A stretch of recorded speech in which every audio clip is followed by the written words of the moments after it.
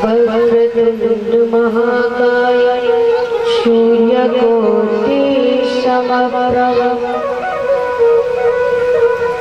निर्विघ्नं कुरु मे देव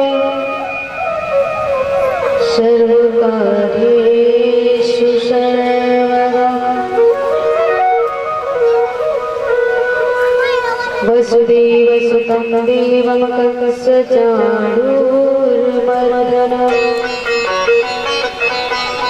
देवकी परमानन्दं श्रीकृष्णं वन्दे जगद्गुरुं।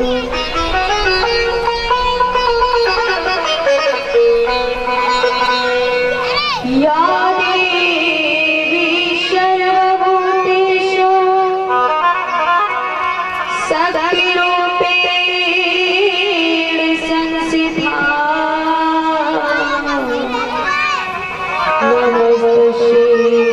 नमस्तस्यै नमो नमः। बंसी विभूषितकरा नवनीताभा पीताम्बरा गरुडविफलाधिरोष्टा पूर्णेन्दु सुन्दरमुखा दरविन्दनेत्रा कृष्णात् परं किमपि तत्त्वमहं न जाने।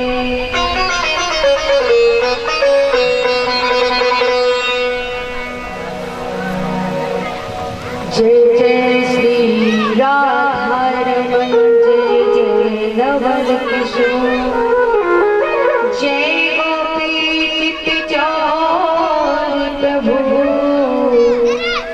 जय जय माधव।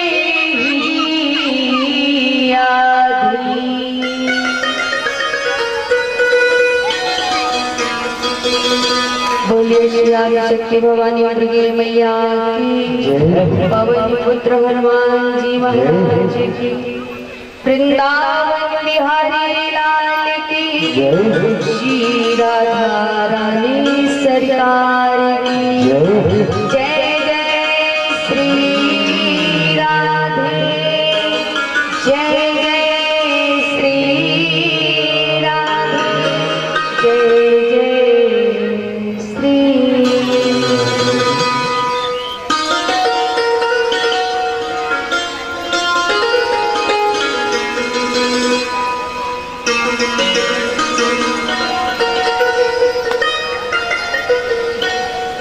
जय जय राधा रमन हरि बोल, जय जय राधा रमन हरि बोल, राधा रमन हरि बोल, जय जय राधा रमन हरि बोल।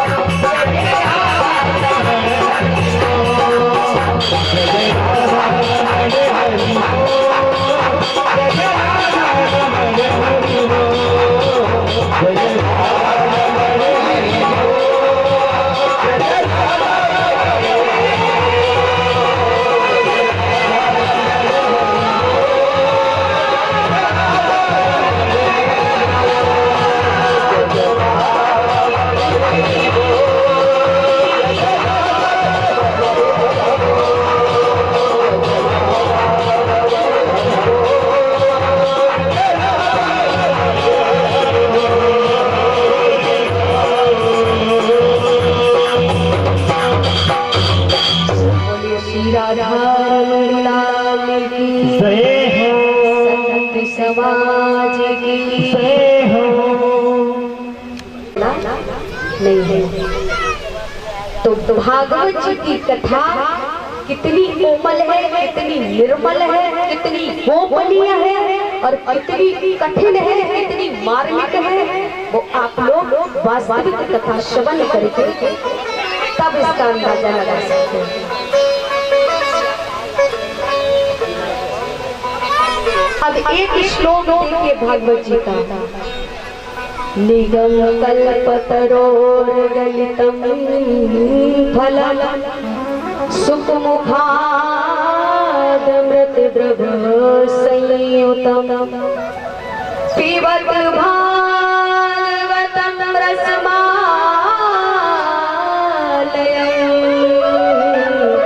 मुहुरहो रसिक भुवि भावुका। यहाँ श्लोक हमें बताता कि ठाकुर जी की कथा कैसे है। निगम कल्पतरोर गलितम फलम, निगम यानी वेद रूपी वृक्ष का एक पका हुआ फल जिसमें ना छिलका है और ना अंदर गुठली है, सिर्फ रस ही रस भरा हुआ है। और इतना रस भरा हुआ है और इतना वो फल पक गया है कि बस आप अपना जीवा, अपनी जिज्ञा उस फल तक ले जाओ, रस मिलना प्रारंभ हो जाएगा, इतना गला हुआ। और उसमें भी आपने कहीं देखा होगा कोई अमरूद का फल हो, आम का फल हो, यदि उस पर तोता आके छौंच अपनी मार दे तो वो फल अत्यधिक मीठा हो जाता है। आप एक पका हुआ फल खाइए और एक तोते का जूठा फल खाइए, देखिए तोते वाला फल ज्यादा मीठा लगेगा। सुखमुखादमृत द्रव्य संयुतम। जब श्री सुखदेव जी ने अपनी चोंच यानी अपने मुख से इसका वाचन किया है तो ये अत्यधिक रसीला और हो गया। ये पृथ्वी पर फल आया कैसे? क्योंकि अत्यधिक पका हुआ फल यदि ऊपर से एकदम छोड़ दिया जाए तो नीचे वो टूट करके बिखर जाएगा और किसी को कुछ मिलने वाला नहीं, बर्बाद हो जाएगा।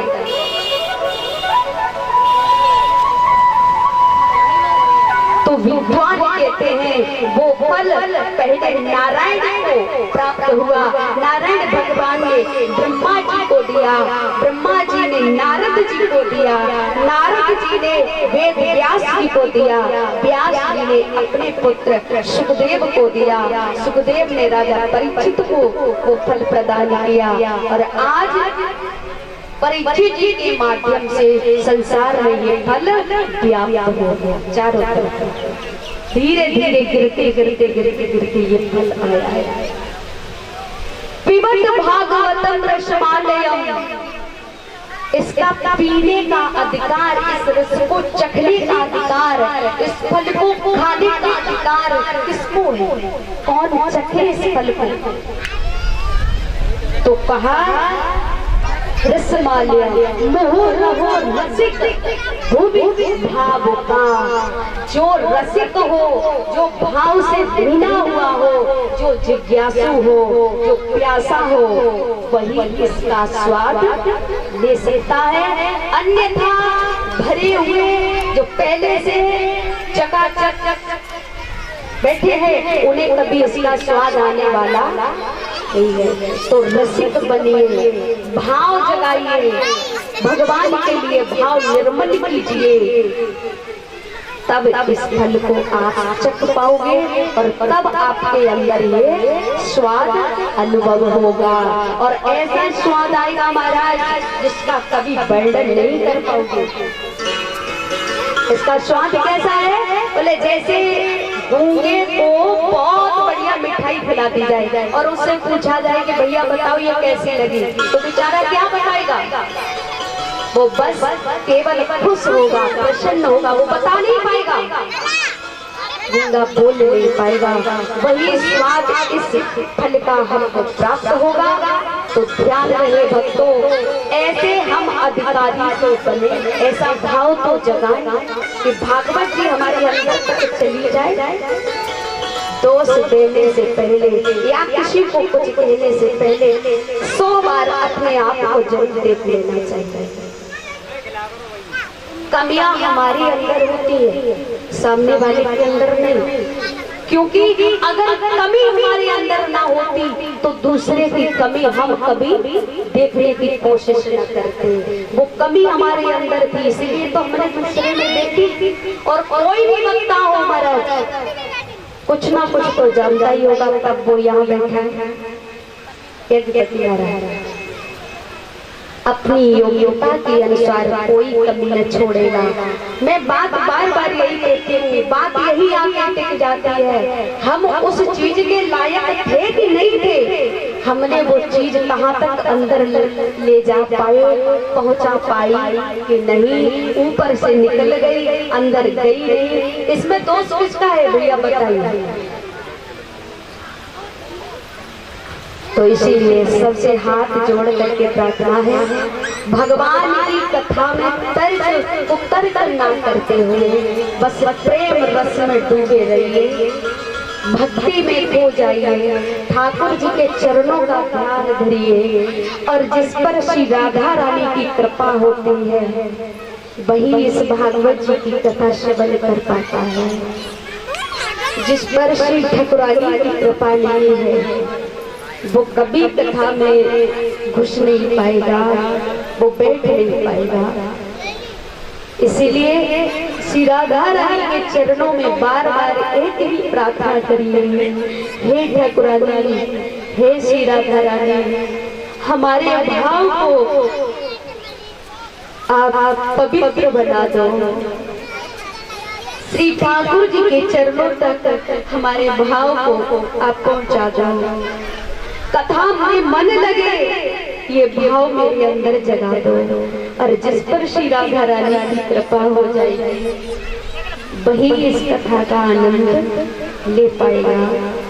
बोले श्री राधा रानी सरकार की। आइए 2 मरतबा श्री राधा रानी के चरणों का ध्यान करते हैं।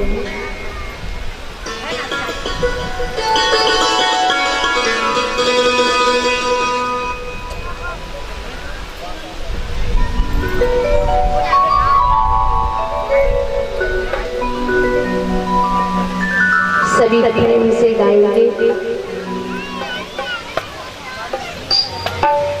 लीड़ा धाना मुआधार दमुआ बिलावे तेरे जीवन के दिल जा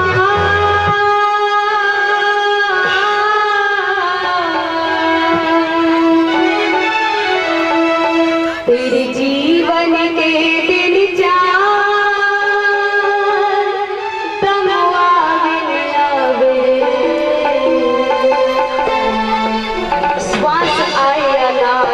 भरोसा नहीं, इसीलिए प्रेम से भाव से ले राधा नाम हुआ था।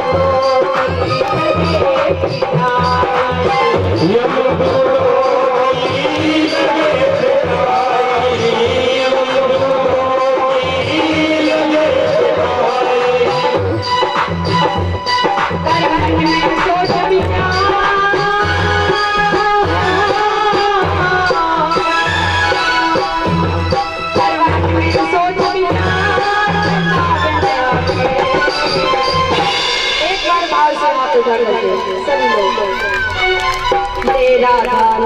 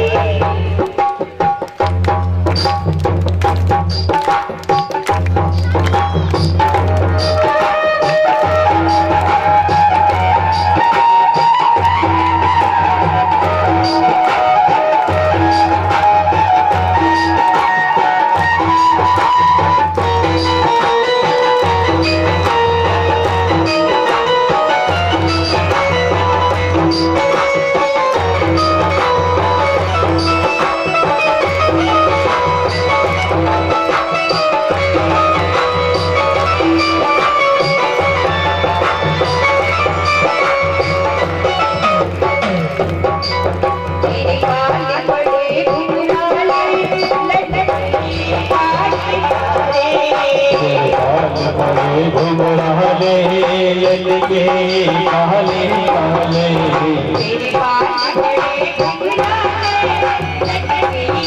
काले काले बाल बड़े घुंघराले लगे काले काले लगती है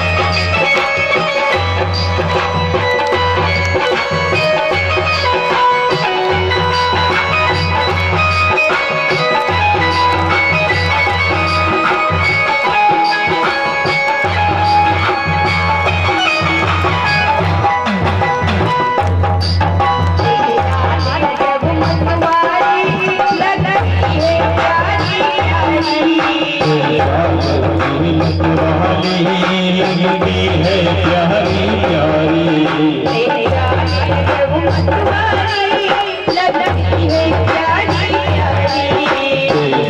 प्यारी मत वाली लगती है प्यारी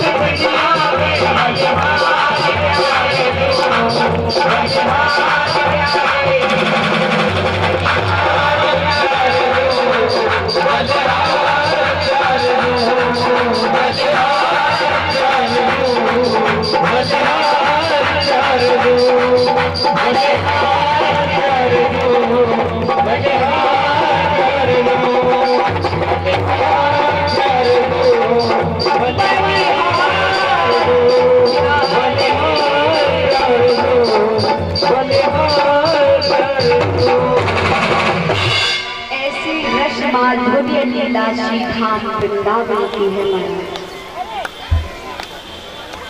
और उसी लीला में जब सारी सखियां लाला को देख देख करके हर्षित होती है, हर्षित ही नहीं वो अपने आप को निछावर कर चुकी है। अभी लाला कितने दिन का है? 6 वर्ष का। और 6 वर्ष की अवस्था में सारी सखियां लाला को इतना प्रेम करने लगी है, हर गोपी चाहती है कि कृष्ण मेरे घर आए। पहले छोटे छोटे बछड़ा चराने जाते थे, अब तो कन्हैया गैया और बछड़ा दोनों चराने जाने लगे। मैया यशोदा माखन रोटी बांध देती है। पहले तो काफी मना किया, लाला तू कहाँ जाएगा जंगल में, पर कृष्ण कहते मैया मोकू तो या अपने गोधन में ही निकोला गया। वो या वृंदावन में जब सब चले जाते ग्वाल बाल गैया बछड़ा तो बिल्कुल अच्छा नहीं लगता, इसीलिए मैं अपने ग्वाल टोलियों के साथ जाऊंगा। और गैया चराने जावे तो माखन रोटी एक दूसरे के मुंह में डाल डाल करके कोई किसी का मुंह का छीनता, कोई कैसे भी। ये तो बचपन की लीला है। इधर एक ब्रज में त्योहार आया और मिट्टी का छोटा सा घड़ा कलश जो कुछ भी कहो पात्र लिया, उसमें कपड़े में बांध करके उसी में रख करके और रख दिया। ये यहाँ सुरक्षित है। आज दशहरा है ना, पहले तो भैया गंगा दशहरा के सभी भक्तों को हार्दिक बधाई हो। पर्व पड़ा दशहरे का, तो सभी गंगा स्नान के लिए जा रहे थे।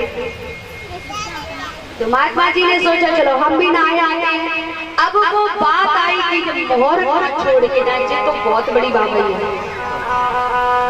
अगर ये बाल बच्चे गुस्सा कोई भी आ सकता तो उठा ले जाएगा, मेरा तो चली जाएगी। महात्मा जी ने वो पात्र साथ ले लिया, गए गंगा जी पर थोड़ा ज्यादा जल्दी पहुंच गए। तो वहां पर अभी स्नान प्रारंभ नहीं होता, सबसे पहले महात्मा जी गए 3 बजे जब करके।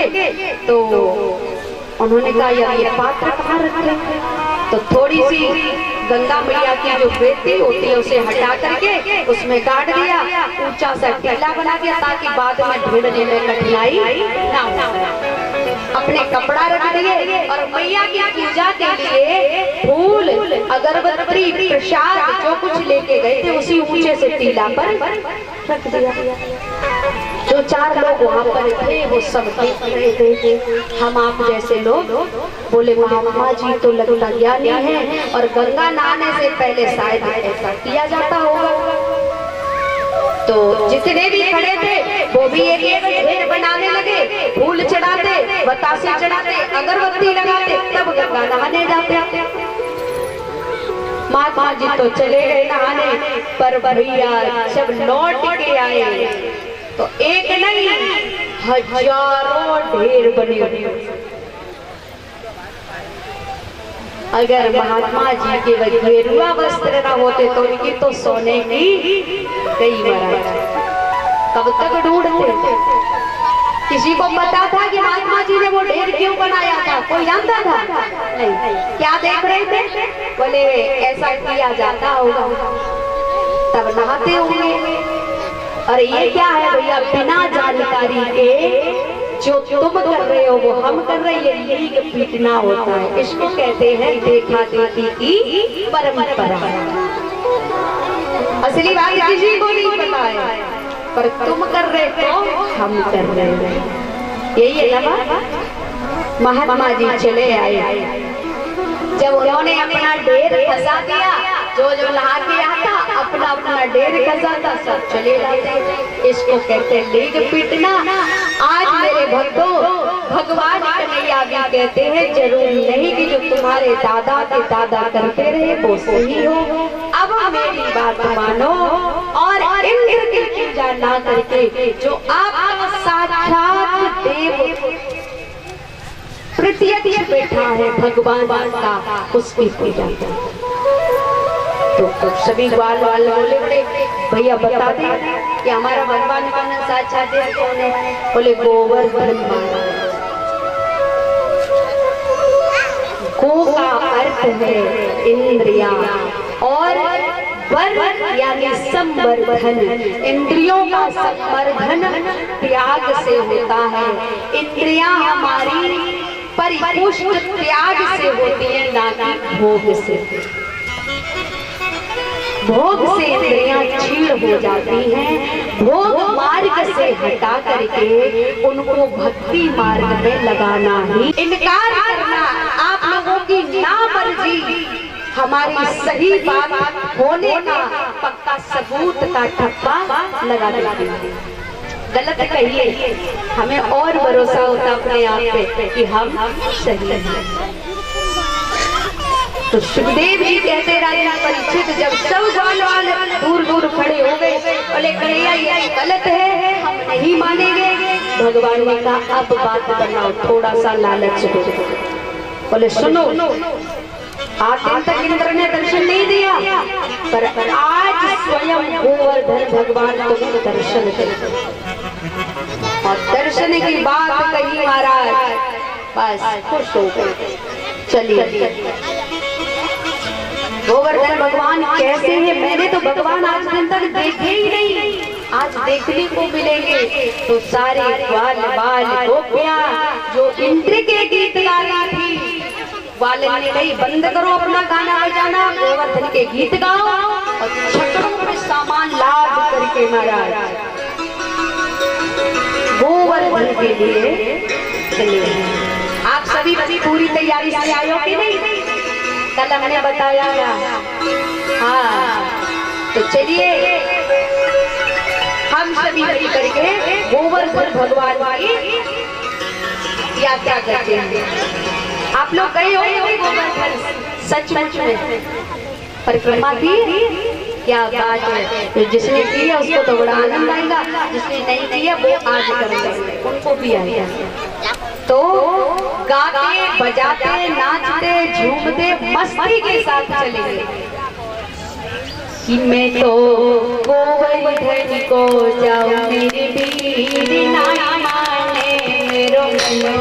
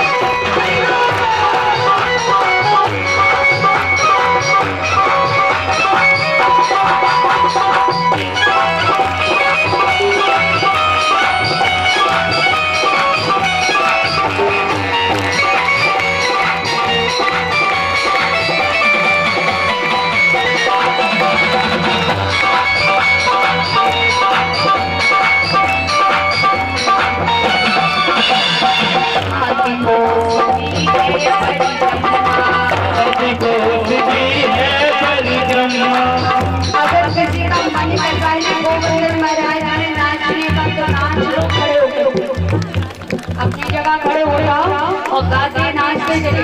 अब लोग कुचल कुचल के रह जा रहे हैं, कहीं तो है ही नहीं। अरे कह रहे चलो नाच लो। अरे साथ दोषी की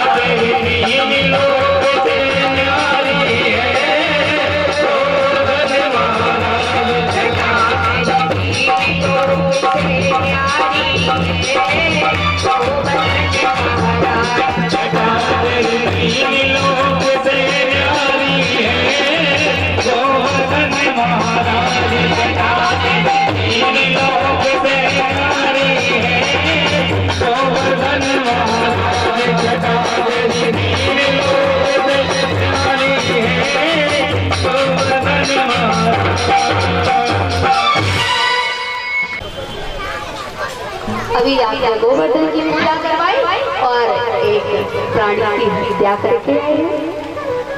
आपको तो हत्या ही लगी है, साथ ही साथ सारे प्रवासी पाप का भागी बनेंगे। ठाकुरानी श्यामा छू, अब इसका उपाय क्या है? बोले जाओ गंगा स्नान करके आओ। अरे हरिद्वार जाऊंगा और लौट के आऊंगा, तब तक यहाँ आनंद सब लुट जाएगा।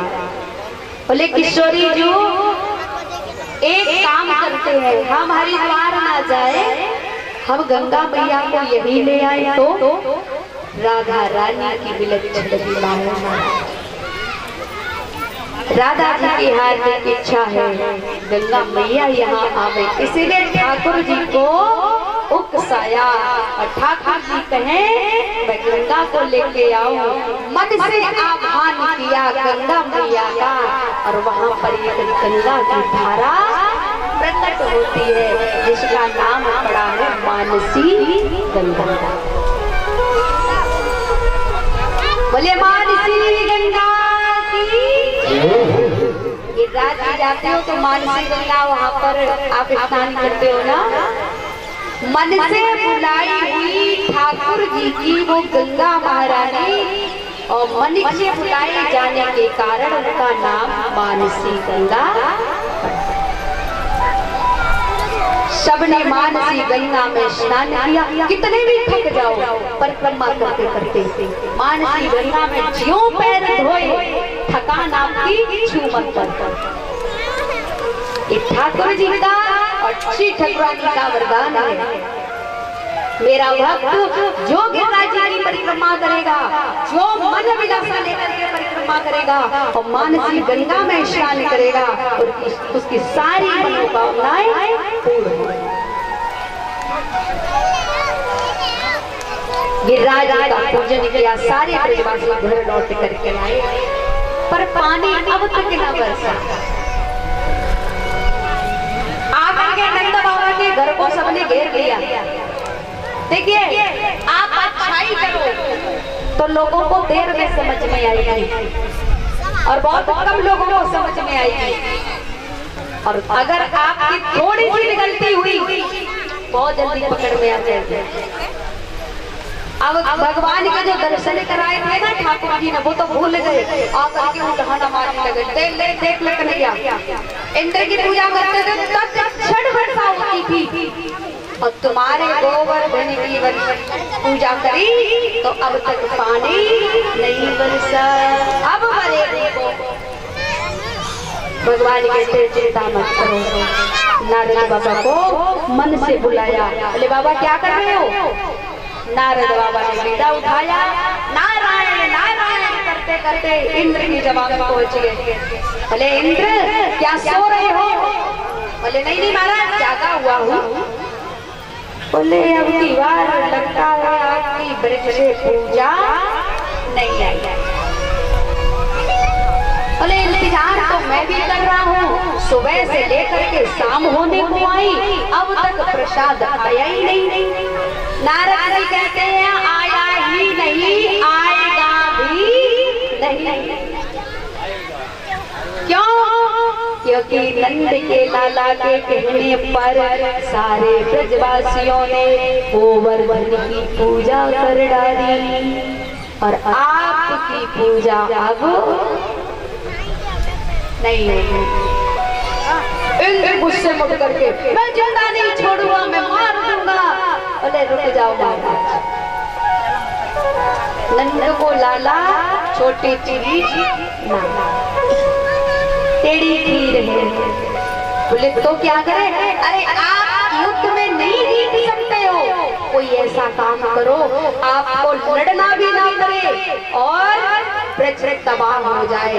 बोले जितने भी आपके पास बादल हैं, मेघ हैं, सबको आज्ञा दे दो और बारिश करवाओ, इतना जल बरसाओ सारे ब्रज मंडल को डुबा दो।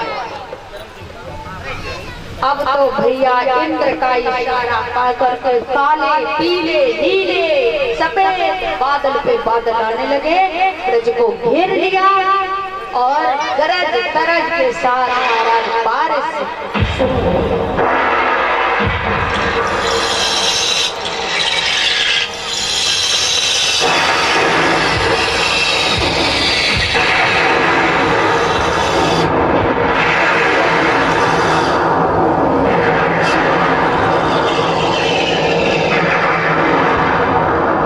इतना पानी बरसा है, इतना बरसा महाराज, अब तो गली नाली सब बंद, घरों में पानी घुसने लगा।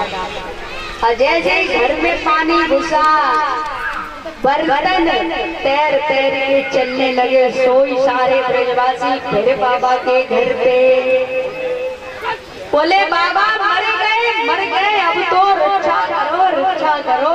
कृष्ण कहते अब क्या हुआ? अभी तो सूखे के मारे मरे जा रहे थे, अब बोले अब पानी से मरे जा रहे हैं। कन्हैया बारिश रुकवाओ, प्राण बचाओ। कन्हैया कहते हैं जिसकी तुमने पूजा करी है वही तुम्हारी रक्षा करेगा, मैं कौन होता हूँ तुम्हारी रक्षा करने वाला? जाइए गोवर्धन के पास। भैया गजब हो गया। अब गोवर्धन के पास जाए, बाल बच्चे बोले जरूरी सामान फिर से गाड़ी में ला गए।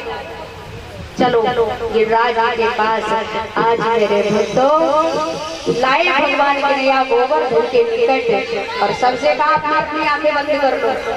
सबने आंखें बंद करी और कृष्ण ने एक हाथ की छंगली उंगली के नख पर गिरिराज जी को धारण कर लिया, उठा लिया।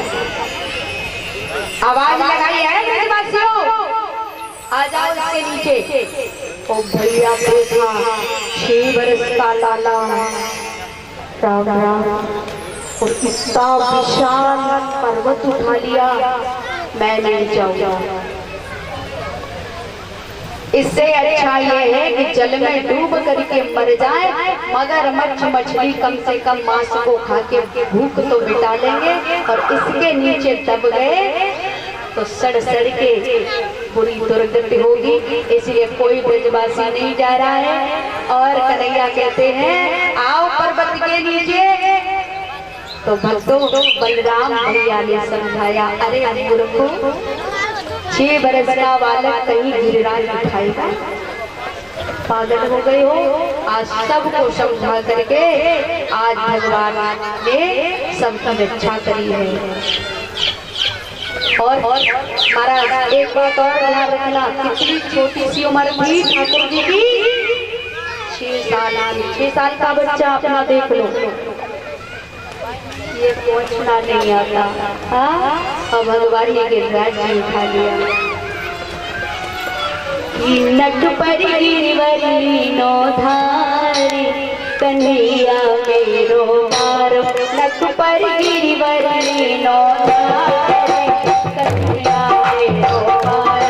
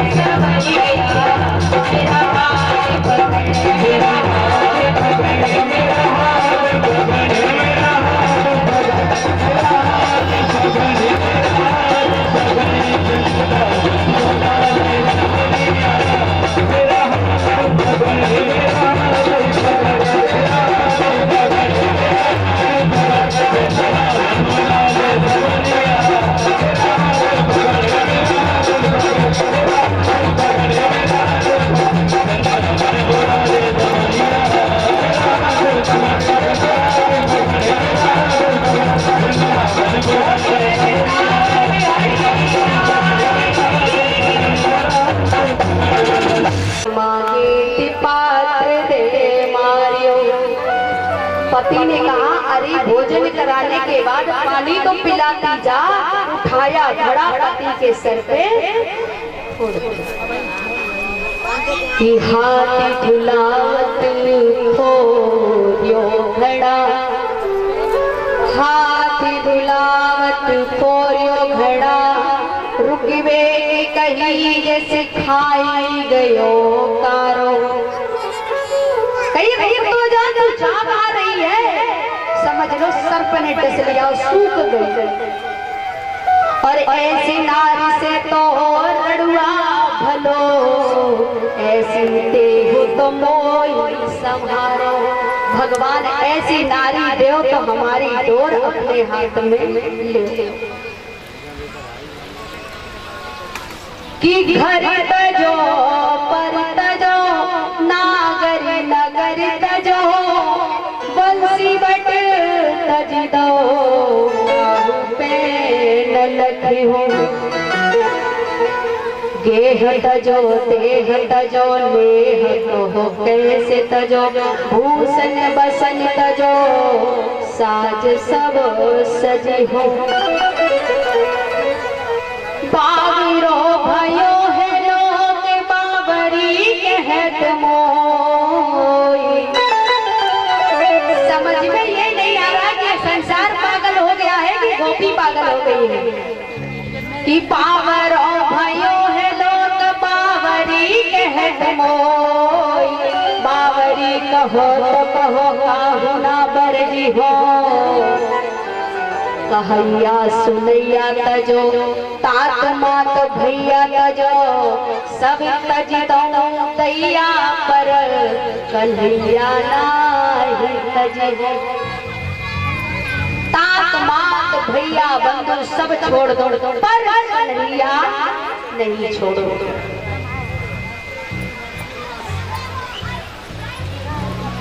सारे ब्रज को कन्हैया ने मोहित कर दिया है और गोपियां भाग भाग करके जा रही है पागलों की भांति।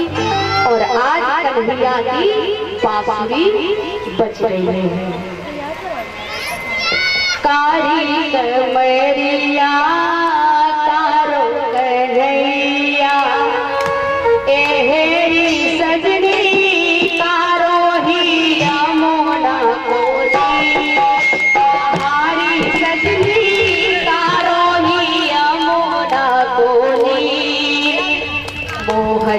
मुरली बाजी रे जमुना के तीर, कान्हा की मुरली बाजी।